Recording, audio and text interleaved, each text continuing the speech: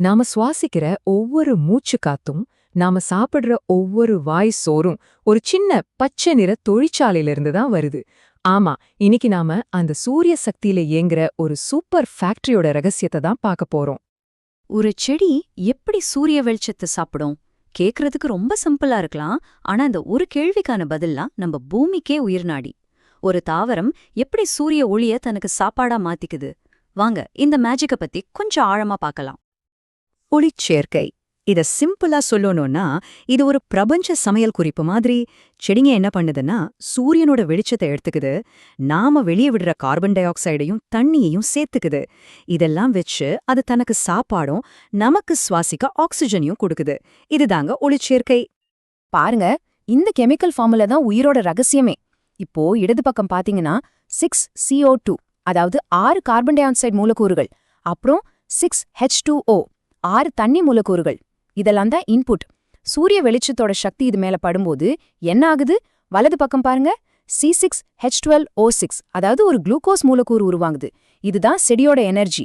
கூடவே 6O2, 6 oxygen மூலக்கூறுகள். இது நமக்கு தேவை. பாத்தீங்களா எவ்வளோ ஒரு பெர்ஃபெக்ட் பேலன்ஸ்? சரி வாங்க, இப்போ இந்த ப்ராசஸோட மையத்துக்குள்ள போலாம். ஒவ்வொரு இலையும் ஒரு குட்டி ஆனா பயங்கர திறமையான சோலார் ஃபேக்டரியா கற்பனை பண்ணிக்கோங்க. இந்த ஃபேக்டரி எப்படி வேலை செய்யுதுன்னு பார்க்கலாமா? இந்த ஃபேக்டரிக்கு 2 முக்கியமான ஷிஃப்ட் இருக்கு. ஒரு டே ஷிஃப்ட், ஒரு நைட் ஷிஃப்ட் மாதிரி வச்சுக்கோங்களேன். முதல் ஷிஃப்ட் பேரு ஒளிவினைகள். இது தைலகாய்டுல நடக்குது.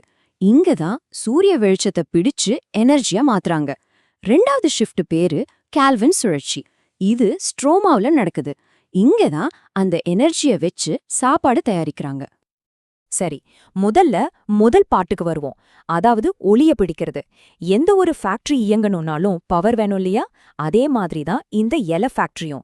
இது என்ன பண்ணுதுன்னா, சூரிய வெளிச்சத்தை ATP, NADPH அப்படிங்கிற 2 சின்ன கெமிக்கல் பேட்டரி மாதிரி மாத்தி வைக்குது. இந்த பேட்டரிங்க தான் அடுத்த ஸ்டேஜுக்கு தேவையான பவர். பார்க்கறதுக்கு ஒரு செயின் ரியாக்ஷன் மாதிரி இருக்குல்ல? இதுதான் தைலகாய்டு மெம்பரேன்ல நடக்கிற விஷயம்.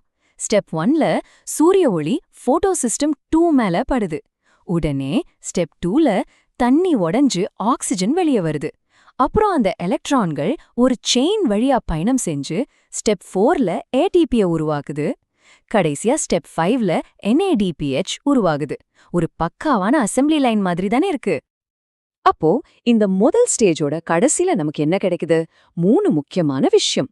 1, நாம சுவாசிக்கிற ஆக்சிஜன், இது ஒரு பை ப்ராடக்ட். 2வது ATP, செல்லோட இன்ஸ்டன்ட் எனர்ஜி. 3வது NDPH. இந்த ATPயும் NDPH தான் அடுத்த ஸ்டேஜ்க்கு பவர் கொடுக்க போற பேட்டரி பேக்ஸ். ஓகே, இப்ப நாம ஃபேக்டரியோட ப்ரொடக்ஷன் யூனிட்டுக்கு போலாம். ஸ்ட்ரோமான் சொல்ற இந்த அசெம்பிளி லைன்ல நாம ரெடி பண்ணி வச்ச அந்த பேட்டரி பேக்ஸ பயன்படுத்தி எப்படி நிஜமான சாப்பாடு தயாராகுதுன்னு பார்க்கலாம் வாங்க. இந்த கால்வின் சுழற்சி தான் அசலான மேஜிக் நடக்கிற இடம்.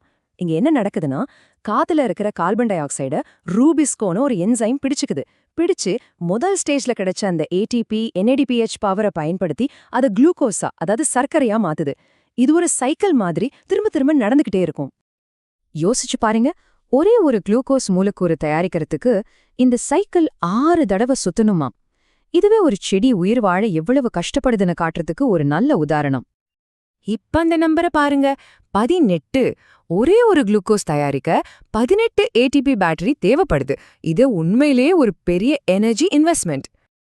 அது மட்டும் இல்ல, கூடவே 12 NADPH மூலக்கூறுகளும் வேணும். அப்போ மொத்தம் 18 ATP, 12 NADPH சேர்ந்தாதான் அந்த ஒரு சர்க்கரை மூலக்கூறு உருவாகும். இயற்கையோட கணக்கு எவ்வளவு துல்லியமா இருக்கு பாத்தீங்களா? ஆனா எல்லா இடமும் ஒரே மாதிரி இல்லையே. பாலைவனத்துல பயங்கர வெயில், சில இடங்கள்ல மிதமான கிளைமேட். இதுக்கு ஏத்த மாதிரி செடிங்க தங்களோட ஃபேக்டரி டிசைனையே மாத்தி அமைச்சிருக்கு. அந்த அற்புதமான அடாப்டேஷன்ஸை பத்தி இப்ப பார்க்கலாம். எந்த ஃபேக்டரிக்கும் சில லிமிடேஷன்ஸ் இருக்கும், அதே மாதிரி தான் ஒளிச்சேர்க்கைக்கும்.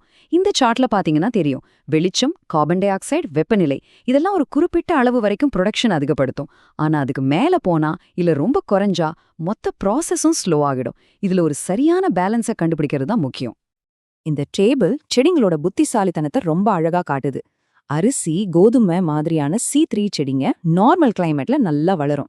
மக்காச்சோளம், கரும்பு மாதிரியான C4 செடிங்க அதிக வெப்பத்தை தாங்கி இன்னும் திறமையா வேலை செய்யும். அப்புறம் இந்த CAM செடிங்க, அன்னாசி, கற்றாழை மாதிரி இவங்க தான் கில்லாடிங்க. தண்ணிய சேமிக்கிறதுக்காக ராத்திரியில மட்டும்தான் காத்த உள்ள இழுப்பாங்க. ஒவ்வொரு செடியும் ஒரு இன்ஜினியரிங் மார்வல். இவ்ளோ நேரம் நாம ஒரு இலைக்குள்ள என்ன நடக்குதுன்னு ஜூம் பண்ணி பார்த்துட்டு இருந்தோம். சரி, இப்போ கொஞ்சம் ஜூம் அவுட் பண்ணி இந்த சின்ன ப்ராசஸ் எப்படி நம்ம ஒட்டுமொத்த உலகத்தையும் இயக்குதுன்னு பார்க்கலாம். இதுதான் வாழ்வோட என்ஜின். இன்னைக்கு நாம கத்துக்கிட்டது ஒரு குவிக் ரீகேப் பண்ணிடலாம். ஒளிச்சேர்க்கைக்கு 2 பாகம் இருக்கு. ஒளிவினைகள், இதுல ஆக்சிஜன் ATP NADPH உருவாகுது. 2வது கால்வின் சுழற்சி, இதுல கார்பன் டை ஆக்சைடு சர்க்கரையா மாறுது. சிம்பிளா சொன்னா, ஒன்னு பவர் ஜெனரேஷன், இன்னொன்னு ஃபுட் ப்ரொடக்ஷன்.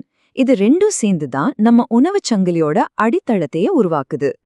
சோ இனிமே நீங்க ஒரு மரத்தையோ செடியோ பார்க்கும்போது அது சும்மா நின்னுட்டு இருக்குன்னு நினைக்காதீங்க. அது ஒரு உயிரோட்டமான ரொம்ப காம்ப்ளெக்ஸான ஒரு ஃபேக்டரி. அது சூரிய வெளிச்சத்தை நாம உயிர் வாழ்றதுக்கான ஆற்றலா மாத்திட்டு இருக்கு. இந்த சின்ன சின்ன பச்சை ஃபேக்டரிங்க தான் நம்ம உலகத்தையே இயங்கிட்டு இருக்கு. இத பாதுகாக்கிறதுல நம்மளோட பங்கு என்னவா இருக்கணும்? கொஞ்சம் யோசிச்சு பாருங்க.